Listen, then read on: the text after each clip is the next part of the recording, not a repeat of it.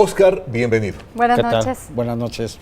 Ese título eso de averiguaciones desconcentradas, ¿a qué se refiere? Así es, bueno, las bases de administración de la Procuraduría General de Justicia del Distrito Federal se sustentan en dos principios, que es el tema de la desconcentración y de la especialidad. Sí. Dentro de la desconcentración tenemos todas las agencias del Ministerio Público en todo el Distrito Federal distribuidas en las 16 delegaciones. Sí.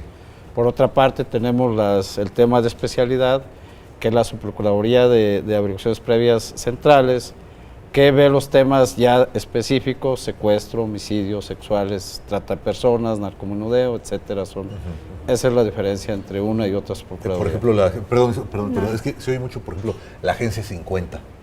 Así es. ¿Qué es esa?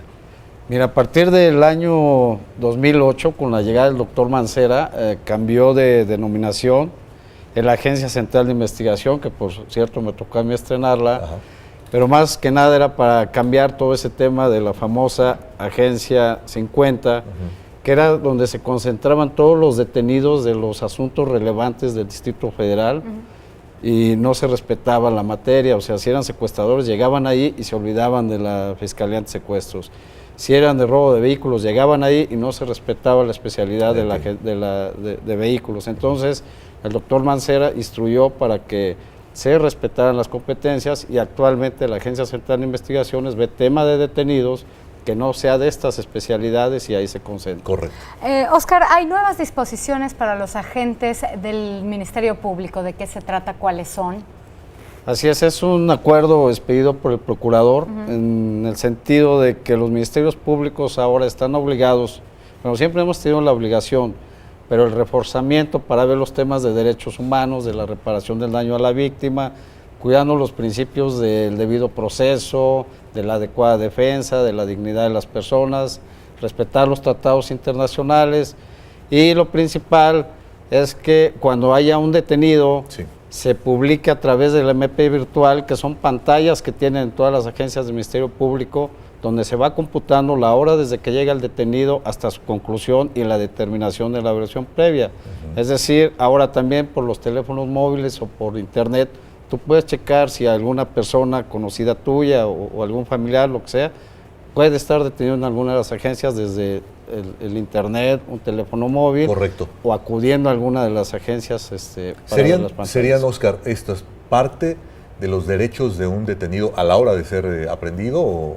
Porque ya ves que luego ve uno los programas de televisión, te voy a leer tu carta de derechos, una cosa así, le dicen los gringos. ¿Cómo le hacemos nosotros? Así es, mira, son parte de los derechos humanos, y ahora con la implementación del nuevo sistema penal acusatorio, adversarial y oral, tenemos la obligación de leer todos esos derechos y de respetar todas sus garantías.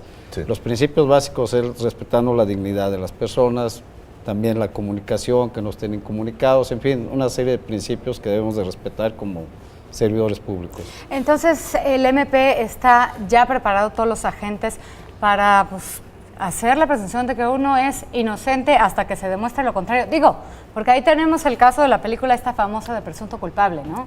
¿Y qué pasa con esas personas que de repente pasan mucho tiempo en una cárcel sin deberla ni temerla? Así es lo que se trata de cuidar. Ahora con las nuevas reformas constitucionales, ya aparece este principio enunciado en la propia Constitución, y entonces nosotros debemos de aplicarlo simplemente. Muy bien. Si hay este tipo de modificaciones en los protocolos, quiere decir que algo no estaba funcionando, ¿no?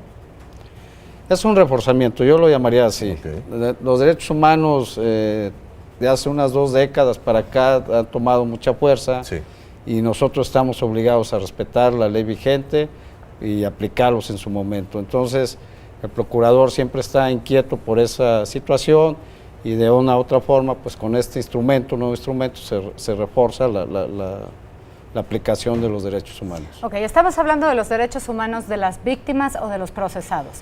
¿También se respetan los derechos humanos de los agentes del MP o de los policías que investigan? Mira, los derechos humanos nacen de la autoridad hacia los civiles. Entonces, nosotros como servidores públicos también obviamente tenemos derechos humanos ante otra autoridad. Pero cuando estamos en ejercicio de nuestras funciones, nos regimos bajo otros principios de imparcialidad, de transparencia, en fin, todos esos otros principios son los que nosotros debemos de atender, ¿no? Sabemos, a veces hay agresiones, hemos visto hacia los policías, sabemos que hay agresiones hacia los ministerios públicos, pero es parte de la función. Nosotros estamos conscientes de que podemos ser víctimas de una agresión de un particular, pero también tenemos un derecho a denunciar esa agresión, ya sea lesiones, ya sea amenazas, insultos. Tenemos algunos tipos penales que protegen más que nada la función de tanto de seguridad pública como de la Procuración de Justicia. O sea, sí hay manera de protegerse también. Así es, por parte del funcionario tenemos el delito de ultrajes a la autoridad, ese protege cuando tú vas como estás en ejercicio de tus funciones y alguien te agrede, ese particular está cometiendo un delito, ¿no? También tenemos el delito de resistencia de particular, también si en tus funciones alguien se opone que tú hagas ese ejercicio de autoridad, también incurre en un delito. Muy bien. Esto querría decir, por ejemplo, estos protocolos, cuidar tanto los derechos humanos, etcétera.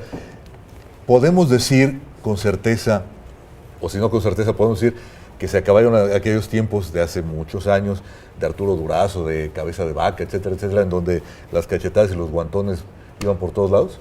Así es, mira, incluso tenemos ya el tipo penal de tortura.